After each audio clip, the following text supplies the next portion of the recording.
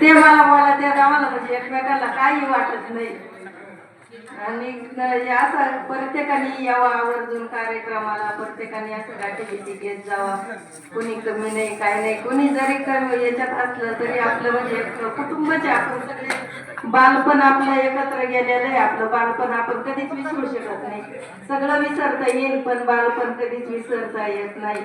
त्याच्यामुळे सगळ्यांनी आवर्जून कुठेही कार्यक्रम असू दे, एक दिवस संसारातून सुटका काढा या. मी ज्या वेळेस माझ्याकडे सुरुवातीला आहे ना, शिवाजी पूर्ण सुभाष वाबळे आले होते दोघ जण. त्याच्यानंतर 2022चा कार्यक्रम होता आपला. मला म्हणे आपला 22 कार्यक्रम आहे मेळावा. म्हणलं मी येणार. माझ्या मिस्टरला विचारलं, ते म्हणे जा. गेले. त्याच्यानंतर अशी आपुलकी वाढली ना, कुठेही कार्यक्रम असला ना मला आवर्जून यावं वाटत, सगळ्यांच्या गाठी बिठी घ्यावं वाटत. प्रत्येकाने इथून पुढेही येत जा.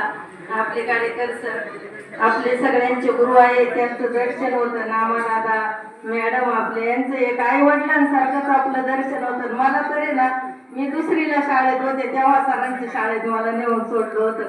म्हणजे एकदम लहान, मला काही ज्ञान नव्हतं. वडिलांनी शाळेत सोडलं आणि निघून गेले. मी नंतर आहे ना सर वडील कोणाला भेटले, फक्त सरांना. मी डायरेक्ट सरांपाशी गेले. सरांना म्हणलं माझा बाप कुठं आहे. म्हणलं तूच काढून दिला कुठं तरी माझा बाप, मला आणून दे. मला बाकीचं माहिती नाही. सर कोण काय कसं म्हणजे एवढं काही मला कळत नव्हतं. पण त्यांनी ना सगळं मला असं म्हणजे एकदम आजारी पडले तर स्वतःच्या मुलीप्रमाणे घरी नेऊन सोडलेलं आहे, सांभाळ केलेला आहे. त्यांचे ऋण मी मरस्तवर विसरणार नाही. आणि असं सगळ्यांनी मेळाव्याला येत जावा. माझी मुलीची इच्छा होती, मी त्यांना कायम सांगायचे आमचे सर असे, आमची शाळा अशी. तिच्या मनात एकदम सरांविषयी प्रेम. ती नाही ना काहीतरी भेट दिलंय, मला काही माहिती नाही. पण ती आली होती, तिच्या घरी कार्यक्रम असल्यामुळे ती निघून गेली.